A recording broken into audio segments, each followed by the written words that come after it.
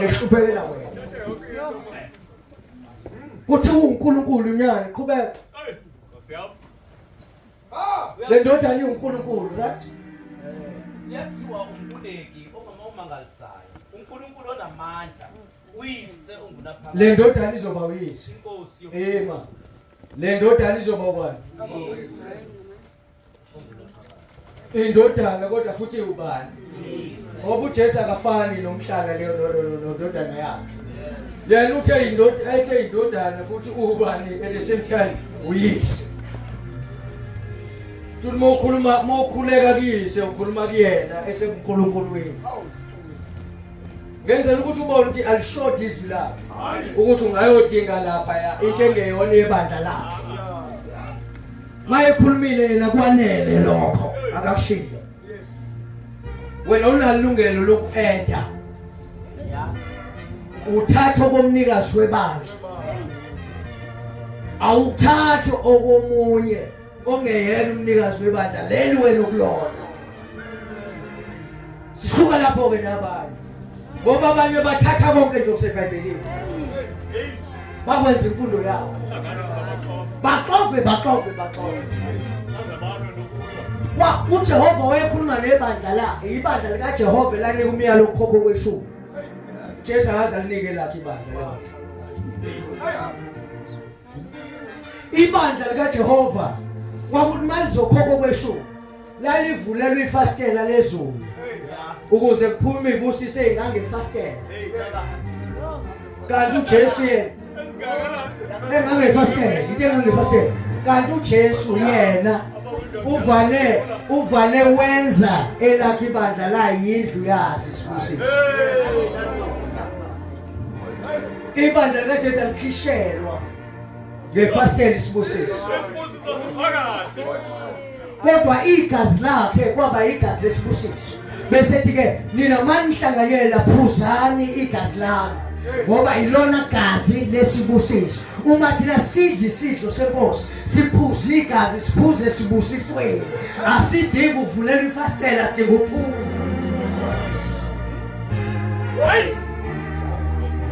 igazi lakhe igazi lesivumelwano 2 isitsha sesibusiso Mofunda chapter 10 uMakorinto yokuqala uyothola ukuthi awunakuhlanganyela esitsheni samademoni nasesitsheni sesibusiso ngoba igazi lika Jesu sitsha sesibusiso ngoba ukwazi ukhonza amahewu akwazi ukuthi yini amahewu yini lamqembu wamaXhosa amahewu awukwazi ukwenza umgidi wamahewu phinde uzohlanganyela esitsheni senkosi angipende ngoba ngikhuluma namaXhosa awukwazi ukuhlanganyela kumqombothi uphinde uhlanganyele njalo awukwazi ukuthatha izingane zakho uyoyisokisa entabeni uyigcilisa amasiko amaXhosa uphinde futhi uzohlanganyela la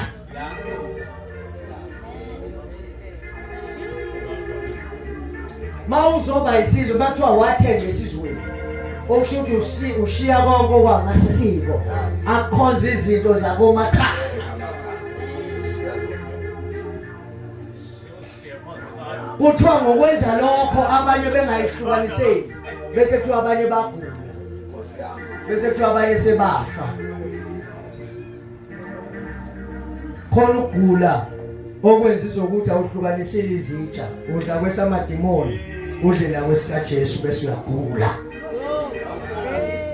ukugula ongadingi sikuthandazele okudinga ukuthi uyeke ukudla ethenza amademoni noma singathandaza sokuthandaza sesilambe sekubeka izandla uzobe nempandla ungasindi apha until uyeke ukudla etafuleni lamademoni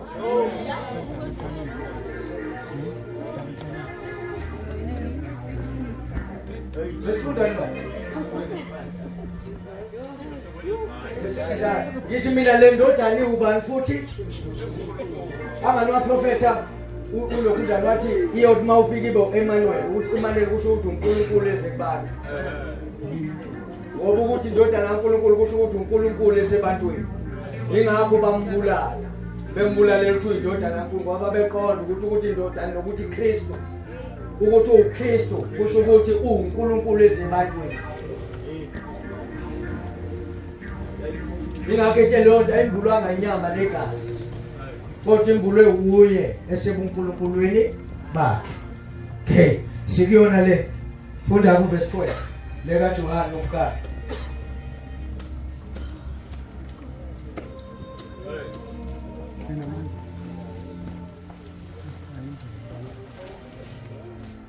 Verse 11 no 12 konke fanele sithole lapha. Weza bokwakhe abakhe abamamukelanga. Angani ngesikhathi efika wayeze kulaba abakhe okuIsrael. 1 ube nama assignment awu2 uJesu mayifika. Eyokuqala bekuwukuthi abuyise uIsrael ulahlekile. Awubuyisele uNkulunkulu.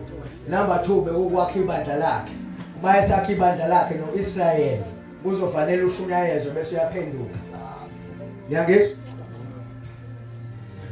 Ingakho uma selakhiwa ibandla uJesu uthi laba abakha abafundi abaqale bahlale eJerusalem balinde umoya oyingcwele. Ngoba umoya oyingcwele uzofika nobufakazi. Mayise khona bazothola amandla bathole ubufakazi. Bese kuthiwa ke mase benobufakazi baqale eJerusalem. eJerusalem ilapho khona kukhona ibandla likaJehova. Okusho ukuthi abokuqala kwafanele bashunyayezwe ibandla likaJehova liphenduka. Hayi khona ngingazwanga. Ngithi mina ibandla likaJesu maseliqala bayafuneka nabe ibandla likaJehova. Kodwa naba bangeni ke ngobuzwe.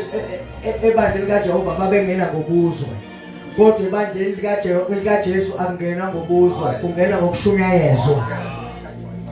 Uyashunyayezwa, uhlatshwe yizwi bese uyaphenduka. Now kuthiwa ke laba uma bebuka umoya oyingcwele abakwazi ukuyeza izweni bengaqalanga kulaba. Kufanele baqale bashumayeze laba bebandla likaJehova. Ibandla likaJehova alikwazi ukungena ebandleni likaJesu lingashunyayezwanga lapha endulo. Uwesi ke mase zoqhamuka umshumayela ukwenza izinto zebandla likaJehova. Nabe ibandla likaJehova bekhishwa kuzona kudingeka baphenduke. Khona bangizwanga. Ngithi mina abebandla likaJehova kule mfundo yabo ukuze bangene ebandla likaJehova kufanele bashunyayezwe bayishiye phansi le mfundo yabo bese emfundweni kabani kaJesu. Uwesi mazoqhamuka uMr Right azolishumayeza imfundo yebandla likaJehova nabo labo balelo bandla bakhishwa kuyona.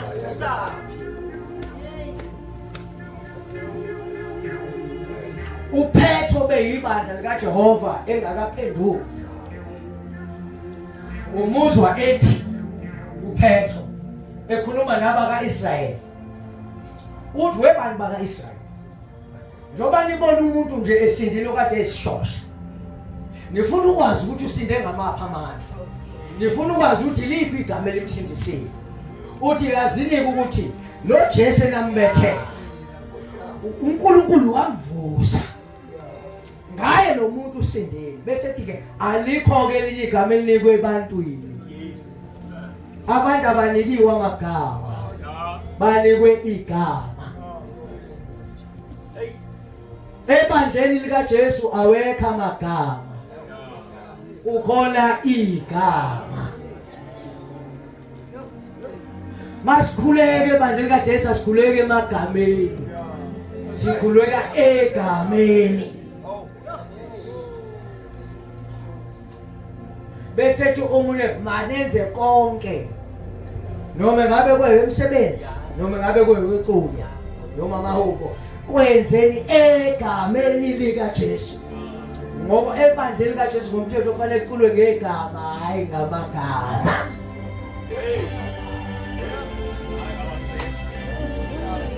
Awekho amagama ebandleni likaJesu. Bese kuthiwa ke alikho elinye elinikwe ebantwini. Futhi wena sibuza ukuthi umuntu yini. Mawumuntu yazi unikwe lona. Mawunamabili yazi ukuthi awuyena umuntu. Sekufanele uthole ukuthi wini. Mawunamabili ngokhuleka emagameni amaningi wena. Amagama amaningi. Azi ukuthi awuyena ke kusho ukuthi umuntu. ngoba abantu banikwa igama elilodwa. Ndodana ubani lo? Uba mongabuza ubhuti wakho omdala ngithi ubani mawusipho uzothi usipho. Angangizwa ka? Siboleka igama elithi usipho ngoba ngiyakupha igama elithi usipho. Usipho. Now, usipho wena. Kodwa kuyindodana ubani? Ubaba. Njoba ubaba ngidodana akusewena yini? Akuseyena usipho lo. Kodwa indodaneni ubani? Umfowenu ubani? Umkakho ubani? Myeni. Kumkakho myeni. Kodwa uba kusewubani loyo? Noma kuyigama lakho lo akanikwanga lona ukuthi abize ngalo. Njobe enganikwanga leli lakho lokuthi usipho unikwe leli lithi ubaba. Kuyena ukuthi baba kusho ukuthi sipho. Wena umuzwe ohlonipha mayethi baba ngoba wena umfundise kanjalo. Kuthiwa ke nathi uJehova uyena uNkulunkulu. Kodwa thina abantwana asinikwanga lelo. Noma kwelakhe kodwa akulona lakhe kuthina ngoba sinikwanga lelo. Thina lakhe sinikwe lona. Ilele lithi Jesu asinikwanga wonke. Thina sithandaza uJesu noJehova. Jehova awunikwanga lonto wena. Kodwa yena kodwa wena unikwanga. Lo uyena ubaba wakhe futhi uyena usipho. Kodwa lo akanikwanga. Lo angashawa. Mayengathola ibizo ubaba wakhe ngosipho. Kodwa igama lakhe. Athe shawa lo afika umfowabo bathi sipho ishayelana ingane ngashawa. Ngoba yena unelungelo lokulibiza. Athe khala lo ukhalelani wena? Ngithe usipho. Ubusho bani? Asho umfowabo bathi besho usipho. Kodwa kufanele ashawe lo methu usipho sipho. Wakanikwanga leyo. La ezwini lenkosi asithatheli ngoba sibone ebhaliwe kodwa sithathe sinikwe khona. Esinganikwanga bona kwethu. Imfundo enganikwanga thina akuyona yethu. Igama elinganikwanga thina kulona elethu. Asobheka asinikwanga yini elethu masinikiwe lethu sifunelane singanikwanga lona.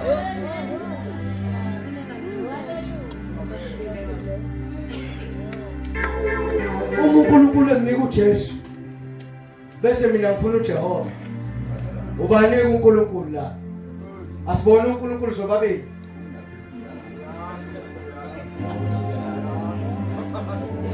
Ngizobuya ngithi abasemasontweni ngithi bayasonta ngoba bezizwe. Nami ngithi nginike okunye nami ngenze okunye. Wobu kwenzizwe yini kanti? Ukwenza lento ekuthiwe njani? Yes. Ikona ukukwenziswa. Ukusebenzisa lokho nikwe khona. Ikona ukukwenziswa. Awuthandwi indaba makwenziwe iso. Akuthi ngoba nakho ubonile bese ucathi okwakho. Khona into oyibonayo unikiwe amehlo uthi sibone kodwa kuzona ezikabani. Nala iBhayibhelini khona nje fanele uzibone kodwa kuzona ezikabani. Afanele yonke into oyibonayo la sekwe yakho. Yonke into oyibonayo nje ngoba iseBhayibhelini eyakho. Waphela namasonto enze njalo ake abona nje eBhayibhelini sekuhokwayo.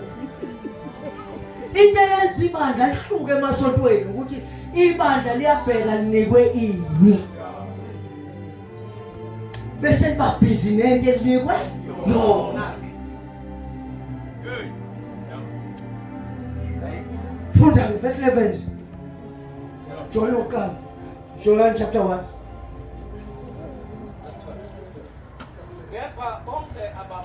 Abamukela uJesu ke lo weze kwakhe abakhe bangamamukela. Kuthiwa ke bonke abamamukelayo, right? baphaphe ngabantwana bakaNkulunkulu. Baphiwe ubani? Uyena uJesu. Bazoba abantwana babani? BaNkulunkulu. Shothi bazoba abantwana bakho uJesu ebuNkulunkulwini. Wafanele uyazi lonto ukuthi bekuthiwa abantwana bakaNkulunkulu kusabantwana bakho uJesu kodwa engekho emzimbeni ekulevel yobuNkulunkulu ngoba yena usemzimbeni engekho emzimbeni. Bekuthiwa nje uJesu indodana noyise uNkulunkulu ukhuluma ngomuntu oyedwa ukuthi ukhululwe igabeni ezingafani. Yazi njengoba la wena umzalwane mawufika nje kakho usutata usele umzalwane usindoda ngoba nokhumbula lapha ke ukuthi anjona ingcebu lapha ke namadoda lapha ufela utata lapha ube utata ungabe umshumayeli la ube utata sibone ukuthi utata la sibone nezingane la kwafana naye njoba kufana naye ubuya abo utata lo akahlali nje umzalwane wa inkinga mangasatholakala ukufana nawe kodwa kuthi ushadile awuyeninceke kabi kanjalo ke noNkulunkulu abantu kusuke kusewuwena mawusuyindoda kapha uwena lo kade umzalwane futhi lapha sewumuntu oyedwa kanjalo noJesu uyaba unyana meko omunye umsebenzi at the same time futhi usekhona lapha ngoba noma umzalwane la mayakhona umayakhona unkosikazi wakho la umyeni wakhe noma umzalwane at the same time mayakhona nje la mayebuka wena ubuka umzalwane nomyeni at the same time futhi useyikhundleni ezimbili ngesikhathi esiso noJesu makuthiwa indodana noyise ukhuluma ngomuntu eseyikhundleni ezimbili ngesikhathi esisodwa. Abamamukelayo abaphamandla baba abantwana baNkulunkulu kodwa kune condition awuvani nje ukholwe uye awuvani nje ukholwe uye bese uba namandla kusuke kusene condition elandelayo ukuze uqale ube umntwana ube namandla kusene condition ekusafanele uyibamba qedela ivesi ke sizwe condition Labo abakholwa hayi condition awamukela uJesu bese igama lakho ungalikhona awukwazi uba umntwana kaNkulunkulu ulibona lingenele igama lika Jesu. Yes. Awudinga ukuthi uzukhokhela ithikithi. Udinga ukuthi umamukele uJesu bese uyakholelwa hayi emagameni. Egameni elilodwa. Mawunamagama wena awuqualify khululwa ngawe la. Awuqualify uba umntwana kaNkulunkulu. Ngoba ukuba umntwana kaNkulunkulu ukholelwa egameni lakhe hayi emagama.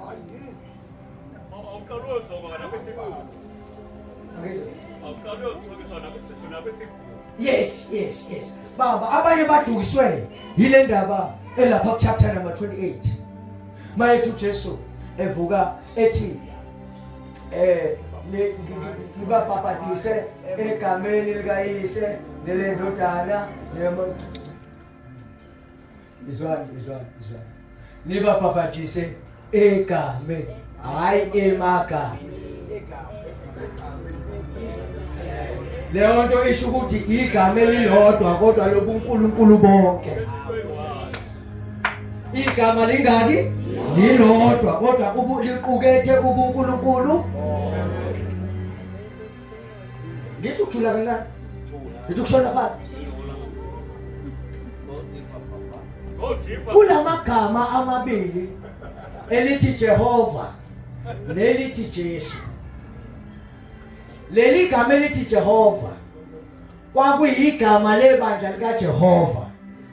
Ibandla likaJehova belibhekene nempi eyabantu.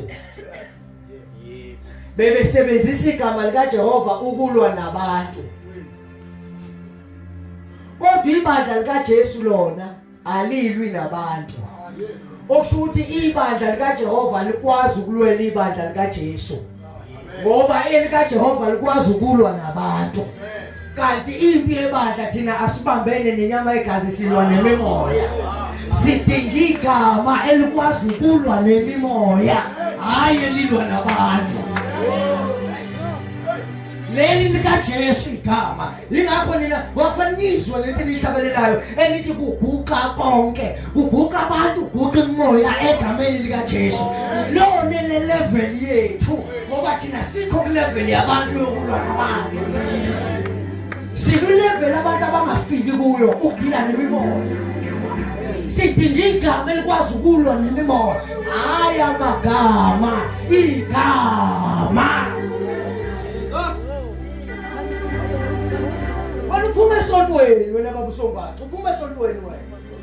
Kodwa ngisho esontweni mawabanjwa amadimoni babengathi biza uJehova, babajothi ngegama lika Jesu. Ngoba elika Jehova likwazi ukulwa nemimoya. Noma uqinwa yimpofu udinga igama lika Jesu, awulidingi elika Jehova. Wena udinga ukuba negama olithembe mawuthandaza, kodwa mawulwa nemimoya usedinge ulishiye uya kwelinye. Wena udinga elilodwa elikwazi ukudila nakho konke.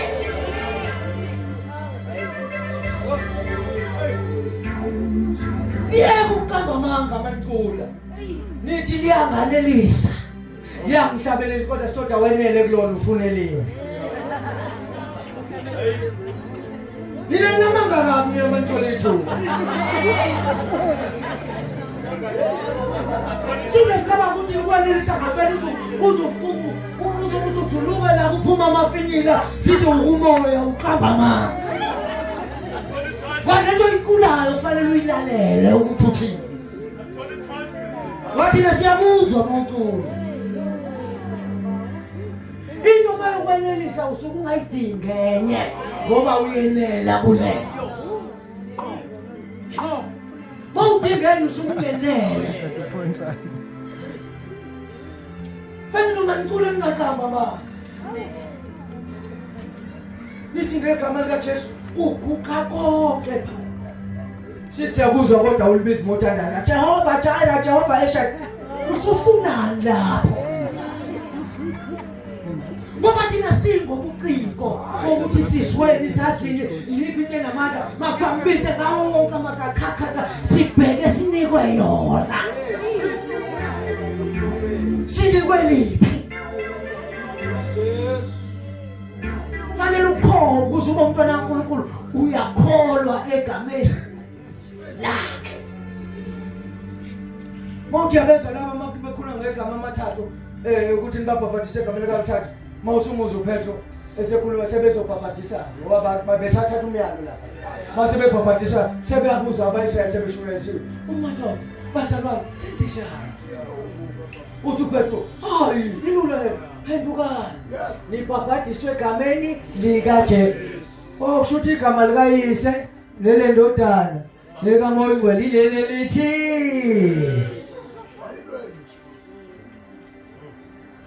Lento kuthiwa uNkulunkulu wamphakamisa uJesu. Bese kuthiwa wamnika igama elingaphezulu kwamagama. Lo magama onke usho ukuthi wonke uNkulunkulu abizwa ngawo angaphansi kwaleli lithi Jesu. Mawubize lithi Jesu kufana novane nje wambiza hayo yonke into akayiyona. Mawuthi Jehova wabasho lutho. Athi nike imbuzi. Nike ibhokwe ke manje. Thui ibhokwe la. Nike ibhokwe la. Yaniqophelisa. Nike ibhokwe. Oyibheka into eunderstandwa yizwe ukuthi ke khona into ekhona kuyona uma kuya ngasemandleni. Kuthiwa into eunderstandwa ibandla izwe ngeke understand. Izwe lazi ukuthi igama elikhulu likaNkulunkulu uJehova. Lonke izwe lazi lonto. Nina akufanele niyazi lonto. Nina kufanele nazi le izwe lingayazi. Akufanele nina lifanele nezwe. Izwe melibuka nina kufanele libaqhamukaphi la. Bayithathaphi lento. Musani ukuba nento understandekayo. Wena uthi uma uyilevel yezwe kushuthi awayi understand into efanele boyona wena.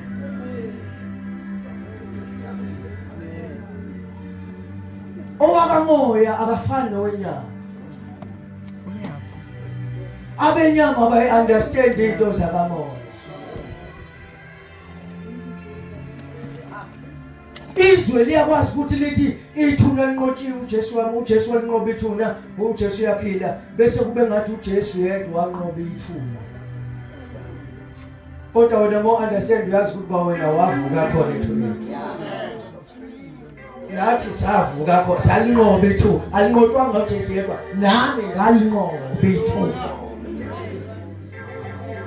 Azahlanganiswa naye ngokufa okufanayo. Ngokuvuka sabanja akusho nathi sinjani sivukile. We mongakazi uvuke ngeke uvuke. Abantu abovuka ithini sesike savuka.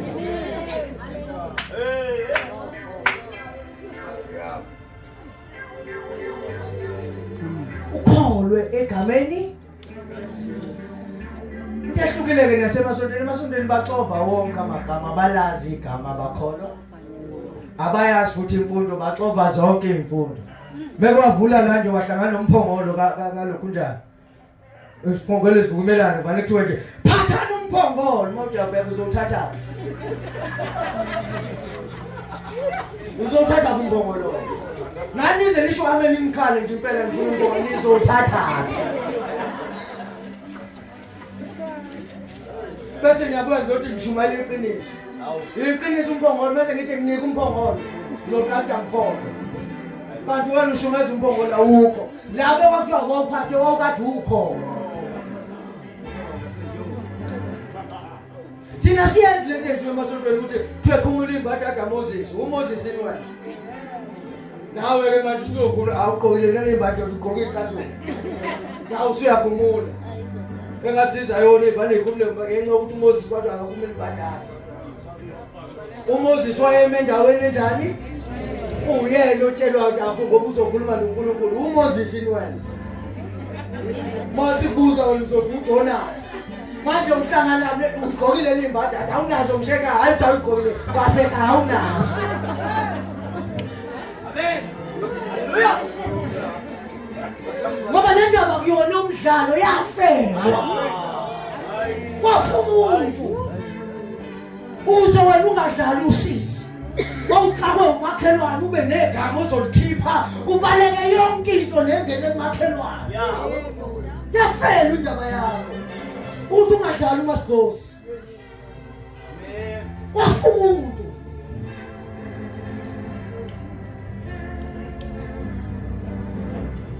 Chapter number 1 abaseKorinte bokuqala. Verse number 1.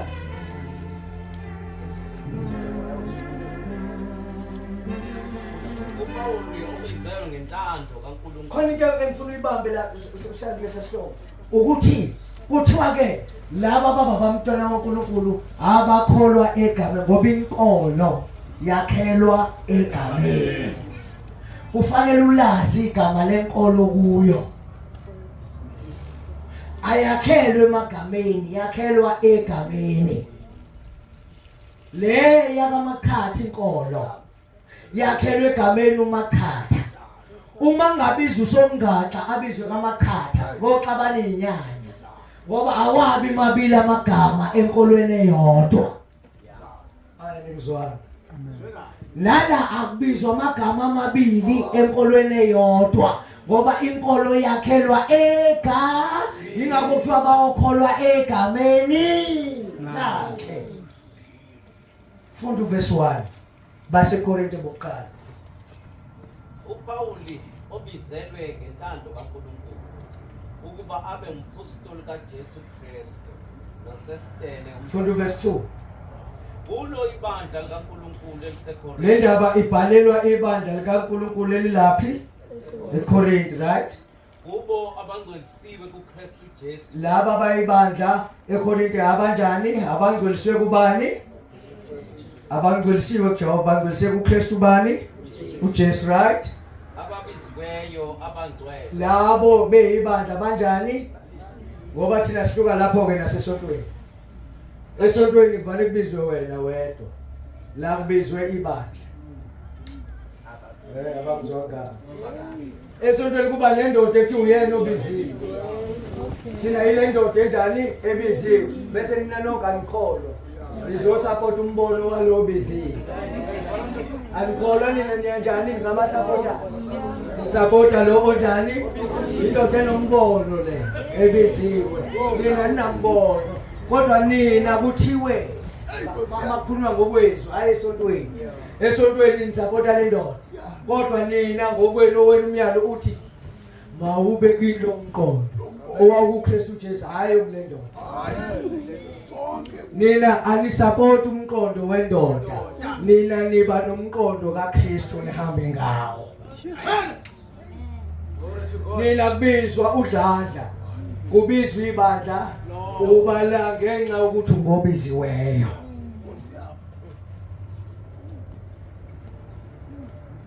asibi nje noma kumakhata nje hayi ngeke ibiziwe leya engathi nasibiziwe ngibiziwe la ngifuna la ngabizwanga ngizela ngingabizwanga ngizobukela nje ngibiziwe Wapena nama ngiyela ngibizwe khona mangabiziwe la angiyela ngibizwe khona hawu nisale nodwa ke kanima kunjalo sihluka lapho ke thina nabanye nini no mama nje nibe ababiziwe la efanele nisabele kwikhole nibizwe nihambe ngohambe nibizwe Nkosi yami right nababiziwe khona kunye sasithole kanye nabo bonke baba lencwadi eyabaseKorinti yebandla leseKorinti leli bandla lesibonile abantu leseKristu ababiziwe bese kuthiwa kanye nabo bonke abakhuleka egameni uyakhuleka egameni kaJesu shuthe yakho okhuleka emagameni akangenda okhuleka kuJehova akangenda lencwadi mawungakhuleki wena egameni likaJesu ungabonoko ukuthi usitshele ngamaKorinti ngoba kuyona yakho ungena endabeni zabanye ayifuni wena Nkosi yami Niyasa story iBhayibheli ethetha kanje awufunde kwenye language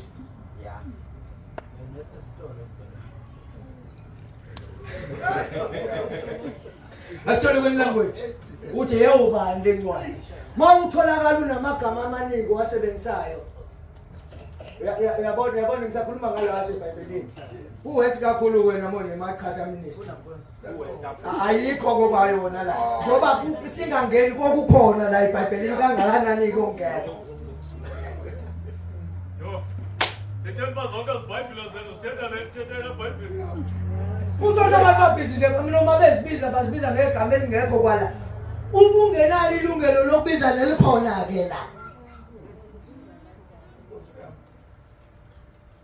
Khamusu iDawini ministry hayi awufunda nje version ngeke awufunda siXhosa Kufanele ibandla likaThixo eliseKorinte abangcwalisiweyo kuKristu Yesu ababizwe ukuba babe ngcwele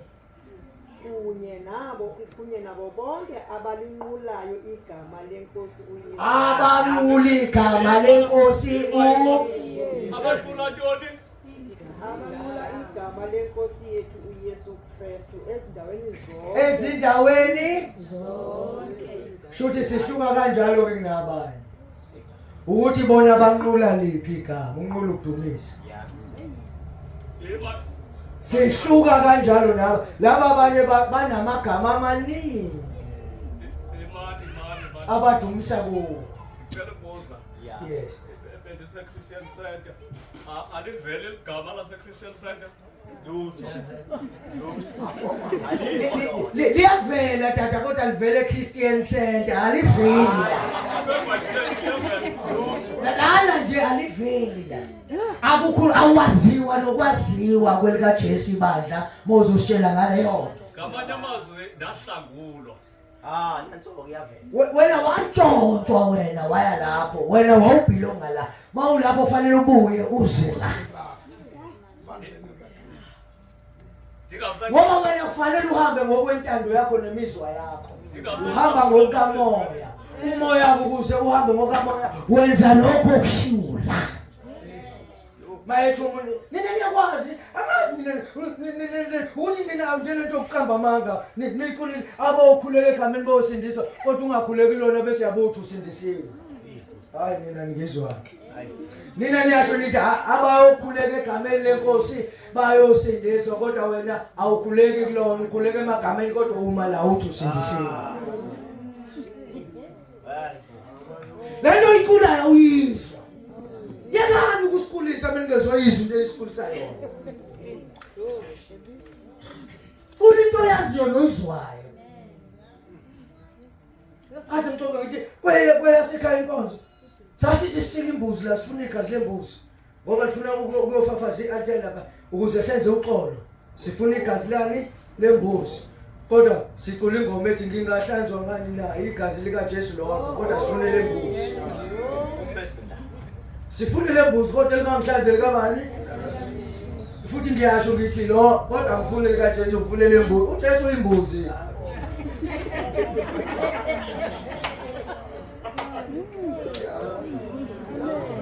Hayi noyisiwe namhlanje. Lodwa yesigaba Jesu lodwa. Kodwa sibhizinele lembuzi la sifuna la. Ilona isitempulu lizohlanza kodwa hayi masikhulu elika Jesu lodwa. Walizwe nengoma. Abanye abakhombeza ingoma babelayo engqondweni nina nathatha ingoma nithatha ubumnandi. Kanti inomyalezo ekufanele ukusiza. Hluze la mawulalela umhlobo kunjani. Kungabi into ukuthi ukhala inyembezi kwehla amafimila mahala ngento ongayizwa uqaba bani.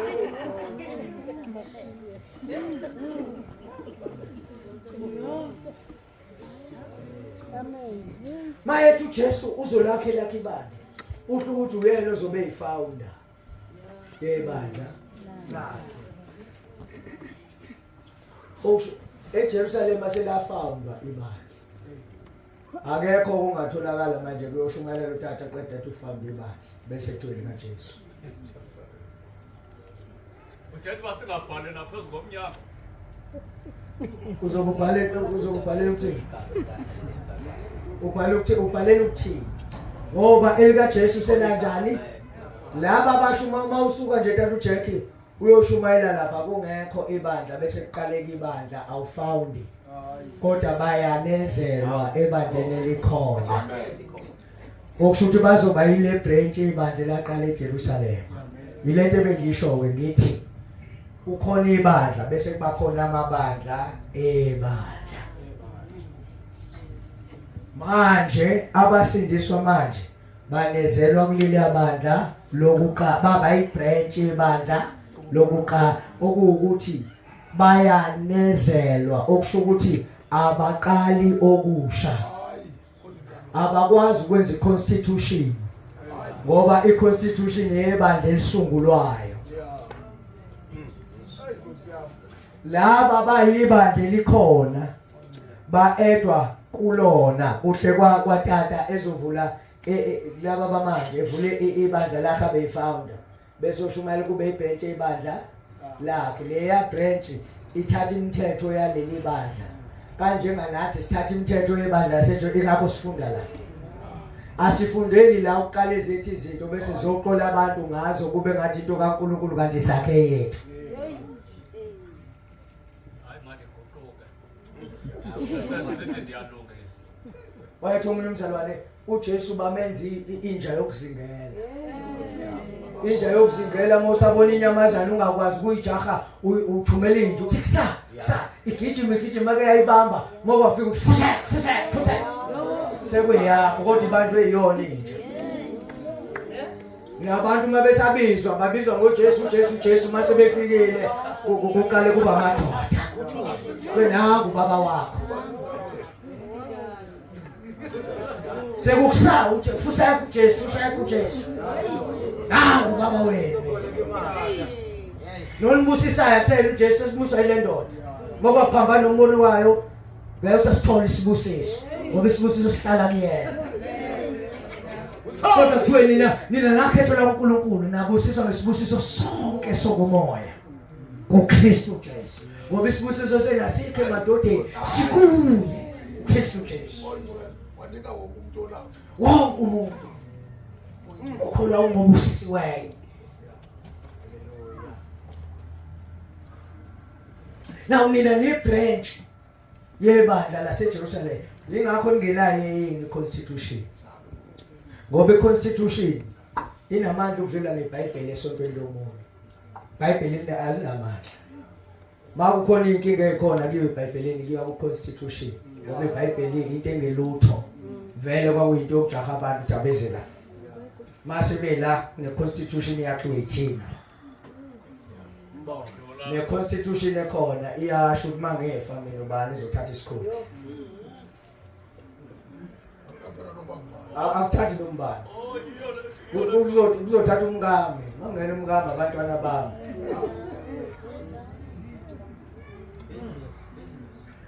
Ebandleni kaJesu ayikho lento. Ebandleni kaJesu wisitho. Nawo dadwe usitho. Ebandleni kaJesu. Asikakaze isandla sikhule kuthiwa hayi sesikhulile isandla hayi somlenze manje. Kodwa ebandleni lami ngiyakwazi ukwenza ijunior wena. Ube senior. Wena ijunior. Ngiyokukholisa mase ngitha hayi ngeke ube senior la. Mawusuba senior uphuma la uqalo lwakho. La ube junior la. Mina senior.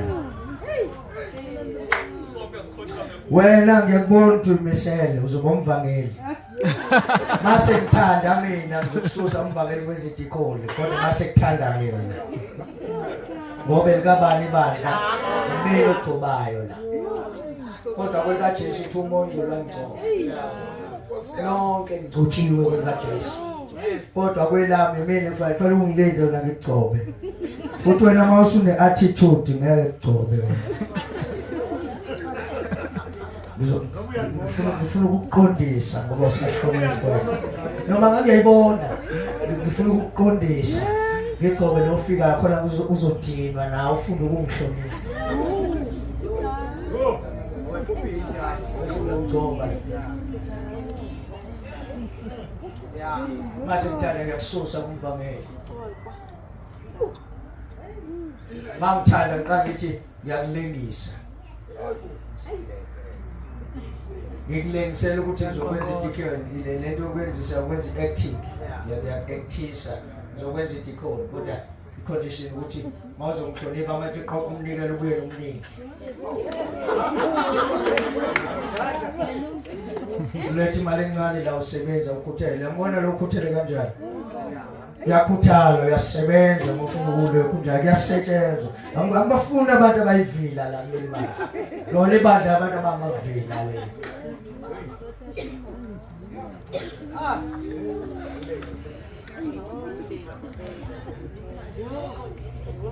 Kodwa mwezulu lenkosi lithi uhabeza abantu ukuthi babe abavamile abanye babo abafundile abanye babo.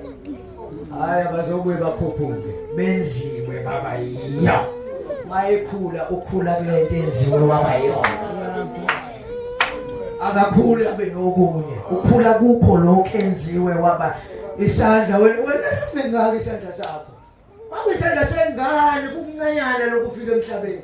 Makukhula isandla sakhula. Asikhulanga isandla saba yikhaya. Sathola sesiyinhloko manje kade uyisandla. Hawu semkena bakumva bebuseyini manje usengibostoni sekuphumela sekude kabi.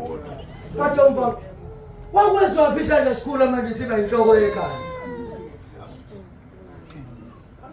Nabafazi beni bona abanasiphiwo balinde bashade ukuze ezoba nesiphiwo uyosithola mase eshadile abomama umfundisi usenesiphiwo sikababa la ekhaya. Mengashadile akanasiphiwo noma ngabe ubenaso ke mengashadi entombi uyosiyeka azothatha lesi sabo. Bakhona ebhizinisini la. Bandla lika Jesu le life. Imidlalo ayibi khona. Ninafanele nihluke kwabanye. Nibonakale nifunze yena ngqo. Lo onibizile. Ngoba nibizela ukuthi makuthiwa nomzimba wakhe. Umzimba nenhloko akuhlukani.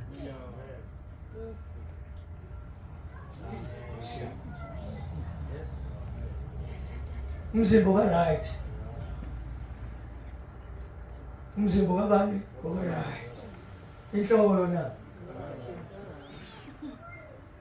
Umzimba ka right. inhloko eka right kodwa seyibiza ngegama umbona igama lebandla akani ibandla kuthi umzimba kaKristu uKristu inhloko yebandla futhi yini igama lebandla Jesu. ibandla linalo igama lelidinge elinye igama angaliyi umzimba kaKristu okusho ukuthi igama lebandla ubani uKristu phela liyibandla likabani likaKristu baye kuthiwa ufuna igama entweni nani angikwazi phela mina ukubizwa ngelinye igama mina ngimina igama ikhanda lami nomzimba wami mama kuthi umuntu anquma ikhanda nje kube ikhanda lodwa lapha kube umzimba wodwa la uyazi ukuthi ikhanda kuzotholakala ukuthi unothutha lo masibuka ikhanda sobuka ikhanda sithi unothutha lo ekufanele lo muntu uzo identifywa ngekhanda ekhanda lakhe uma ngabe singakwazi ukum-identify ngekhanda kumzimba wodwa fanele kokwenziwa i-DNA ngoba umzimba ngeke ubizwe ngegama ekungelona lekhanda ngiyangizwa umzimba ngeke ukwazi ukubizwa ngegama elinye ngaphandle kwegama lekhanda makuthiwa udlada usukhuluma ngani mangena nje lapha ubona ikhanda uzothi nangu bani kodwa mokhuluma ngodlada ukhuluma ngakho konke ikhanda nomzimba kodwa ubone ini ngoba mawubona uKristu ubona umzimba wakho wabiza uKristu ubiza nomzimba ngamanye amazwi babe kuthiwa asikwazi kube Christian center thina uJesu yiyonani ngoba sibizwa ngalokho inhloko eyikona angangezwa ka khona usathi ukhona ungakezwe namanje unomehluko phakathi kwesonto nebandla khona ungakezwe onombuzo futhi ngaphambi esabuzo mina ngiyabuzwa ngiyaphendula futhi ngokubuza ngodidekile ngiyabuza angishumayeli mina ukuthi ngidideke ngenze hayi ngibe semoyeni mina kakhulu wathi angikhuluma ngifuna ngizwe ingakho ngingafuni ukuphazamiseka wangifuna ngikhulumela unyenze njani ningizwe uma ungangizwi uyaphamisa isandla ubuze mina uyangimisa noma ngamtshelanga uyakwazi ukuthi hayi yawume ndoda ngizwe ngoba ngiyikhuluma into engayazi ngeke ngifaze lengizwe futhi noma ngiphendula ngizokudonsela ngizwe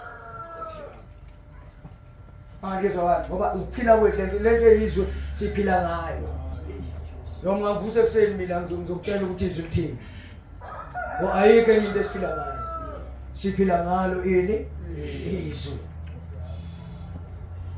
ibandla likaJesu akufanele lidideke ibandla liclear ukuthi likhonza bani liclear limkhonza likhuleka kuliphi lona uthi uJesu ngelinga ngoba ekhuluma nabafundi bakhe uthi uma amazwi ami ehlala kumina nanihlala kumina bese niyothela ithele bese niyocela noma yini kubaba egameni lami nikwenze ngoba kulinye igama lokucela mawucela futhi unjani wenzelwa noma yini mawucela egameni likabani likaJesu ngoba kufanele ulazi igama elikhona ebandleni likaJesu bese futhi uphila ngalo igama lokuphila leli igama elithotshelwa amadimoni onke athi mechaza ngelilanga umnumzalwane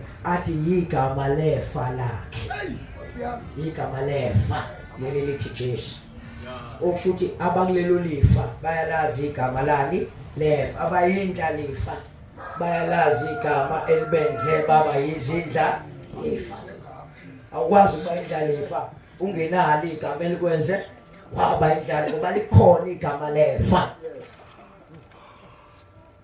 thina sinefa ngenxa yegama lefa yes njoba sisho lithi lezulu alintshontsheki ngisho amasela ngeke akwazi ukufohla ayosintshontshelwa ngoba kunegama elikwazi ukujaha ngisho amasela bakhona mhlamba abanye abazi ukuthi sasingavumi isimo ukuthi bangathola abantwana kodwa kwafika abantu abakholwa yileli gama abalibiza kwashintsha izimo kwathi owayekade engazali waphatha umntwana womgona lo wayengazali namhlanje ubizwa ngomama lo wayengazali namhlanje ubizwa ngogogo ngoba kwabizwa igama lika Jesu bathi mase bethola abantwana abasalazi kodwa besafuna abantwana babazi kahle ukuthi bafuna lona leli gama mase benzele into ezinkulu abasalazi sebefuneleni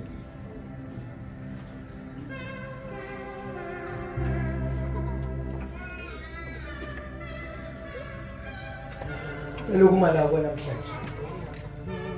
Kodwa mayekhona nombuzo ngaphakamisa ngesabula. Yes.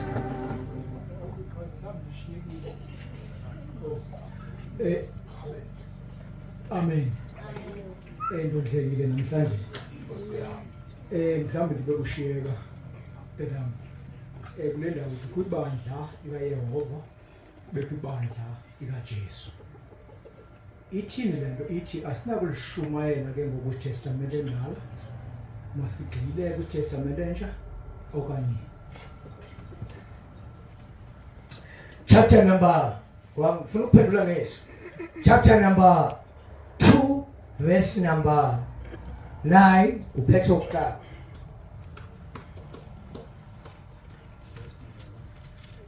athola umuntu athola umuntu asheshe athola umuntu asheshe. Yes, chapter number 2 verse number 9. Abase uphethe ukuqala. Mina lesisizukulwana esinyuliweyo isibingelelo sibukumkani uhlanga okungcwele abantu abayinqobo ukuze livakalise isidima Bamba ukuze livakalise isidima salo walibizayo sifanele uqale ukubuza ukuthi ubizoba 2 ubizele ukuthi uzwakalise isidima saloyo owakubizayo hayi Old Testament. I-Old Testament ibandla likaJehova wena ukho kulelo bandla. When we New Testament, New Testament ibandla likaJesu. When we New Testament wena ubizwe ubani uJesu ensindisweni. Nathi ke le verse lithi ubizele ukuthi wenzeni? Uvakalise isidima salowo owakubizayo. Futhi indaba yakho wena ayikho ku-Old Testament akuyona yakho leya eyibandla likaMose noma likaJehova. Wena yakho ubizela ukuyovakalisa isidima salowo wakubizayo. Awakangezwa wena. Chapter number 4 verse number 5 abaseKorinte bokuqala besibili. Chapter number 4 verse number 5.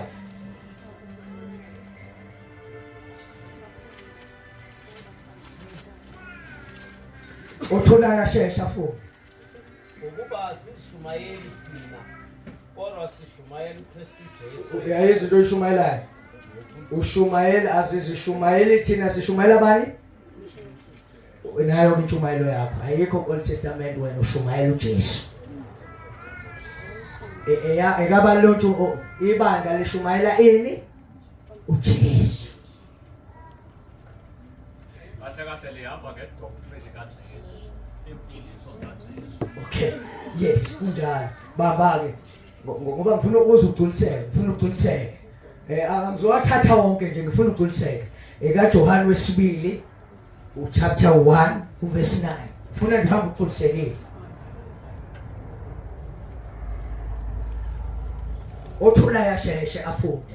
uJohane wesibili chapter 1 verse 9. Lo oweqisayo ongemi ekufundiseni Baba kukaKristu. Oweqisayo ongapheleli la uJesu efundise waphela. Right, loyo njani? Akanaye uNkulunkulu ohlezi ekufundiseni loyo. Akanaye uNkulunkulu bese kuthiwa ohlezi ekufundiseni ke loyo ke Kunaye uyise nendodana. uma wena usuya ko-Old Testament uJesu ke wayifundisa i-Old Testament ukuthi ayibe imfundo yenu. Wathiwa mawungami ekufundiseni kukabani wena ubamba imfundo kaKristu oyizwa ngani ngabapostoli bese uma kuyo. Mawungami kuyo kuthiwa awunaye uyise nendodana njani awunaye. Oneyise nonendodana onjani omayo emfundisweni kaKristu. Wena ukwazi uzoshumayeza i-Old Testament mawuzoshumayeza. Mawushumayela wena ushumayela ubani? Ujeka njengoba esho Paul asizishumayeli thina kodwa sishumayela bani? Uke wafundisa ubabungwane wathi ivangeli lingokufa nokuvuka kabani? Kwi-Old Testament akukho ukufa nokuvuka kaKristu. Kuyaprofitwa kuphela. And leyo prophecy makufika uJesu yagcwaliseka isi-expire. Yafuna prophet expire. Mawufunda manje uIsaiah uzothi intombi izakhulela. Kodwa mawungeza manje ikhona intombi ekhulelwayo. Sekho intombi ezokhulelwa manje. Seyakhulelwa yazala yazi yafa. Okusho leyo ndaba ukuthi intombi izokhulela injani? Expired. Nyangezi? Yes, na silokhu njani. 1:8 Kolose. Khona lokhu njani. Oh, kadeni yes. Uma kufika umuntu kini engalethi lokho kufundisa engamamukele nje. Ayingamukelwa imfundiso engapheleli kuKristu. Umuntu ofika nje nemfundiso engapheli kuKristu angamamukeli. Amen. Ufika nje nemfundiso ngaphandle kwale efundiswe uKristu.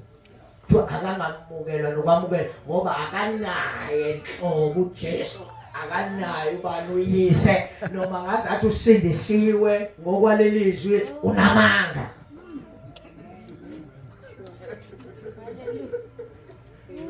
Mofunda nje izwi ngoba izwi akufanele ufundele ukushaya abantu, kufanele ufundele ukulizwa kahle. Fundo yebandla ukufa nokuvuka kaJesu nokubuya kwakhe. Sihlale silindele ukuthi uyabuya. Uzosilanda siba ingakho kuthiwa nina fanele nibe intombi emhlophe ningabi nawo umbimbi. Izokusiza phi imfundo? Mawuthi yakwi-Old Testament nje uzozwa kuthiwa uDavid wolwa namaFilisti. Ikusiza phi lo nto? Ulwa nobani wena? Wawena kuthiwa wena ulwi nabantu. Noma ke ngathulwa nabantu wena fanele ngabe wena ufunde ukulwa noJack. Hayi ulwa namaFilisti, ulwa namaFilisti. Uzobotha namaFilisti awuhlamba wazi nala eMaritzburg la eduzana. AmaFilisti ke le kwelizwe uwathatha. Uloku ufundisa bokulwa namaFilisti uwazelapha amaFilisti. Mawuzofunda indaba nawe uthatha iphasika la Israel nawe usokwenza iphasika na yonke into eGibhithe wawuyaphi wena ngoba laba benzela ukuthi baphume eGibhithe wena wawuyokwenzana eGibhithe. Uthothi weGibhithe awazi na la eFreestyle. La eFreestyle awakazi awuphumi kwakhona la kodwa uswenza into zaseGibhithe wawuyofunane. Abantu uphesha uvana khulume elokuntwana bekhuluma nesizwe kaIsrael athi zisindiseni nina kulesi sizwe siphambeneyo ngoba lesi sizwe kuthiwa siphambene ngoba kwase kwesikhathi semfundo kaJesu sona sasibhizinesi Old Testament bese ke siba isizwe siphambeneyo ebandleni kaJesu kudingeka bayisindise kuso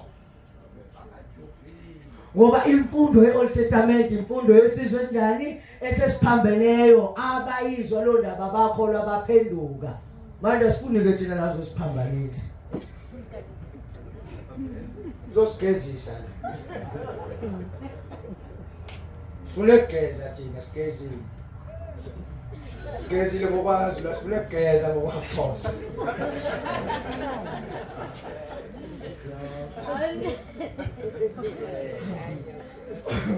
okhona umuntu umbuzo singawuthatha. Amen. Xolo uyi-understanda kakuhle mina yandinceda ndandikade ndinale confusion but when I look at ndayenza umzekelo nje literal ukuba remember South Africa before 1994 under apartheid yes. Now sikwi-democracy. Do you think let me tell you apartheid does not apply with democracy? Yes, so yes. I don't discard apartheid because ndiyafunda kuyo. I learn there's history there. I take it as a history, but I don't apply regulations and laws and don't the apartheid because as apply with democracy. Amen. Asikwazi mangasuka nje angizalwane utangazi phela ngumdala ubukeka njengengane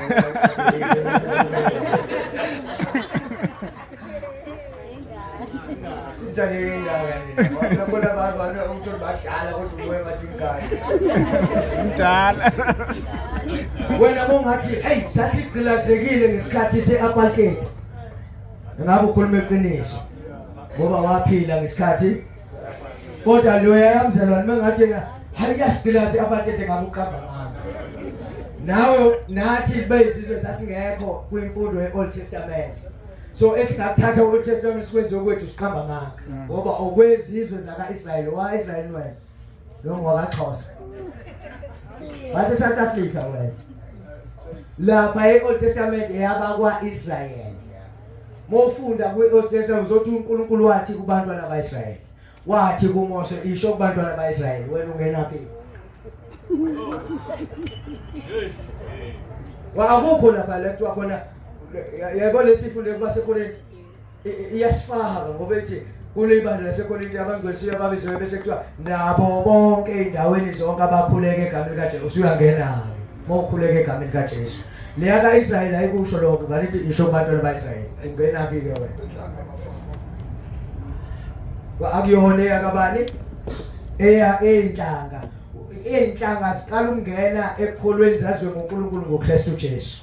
Ingakho kuthiwa ke nishumayela ubukhosi noma nishumayela uthelile balowo owanibizayo. Thine yethi indaba ngokufa nokuvuka ukuze amanina niyaqula nina nithi sathengwa ngenani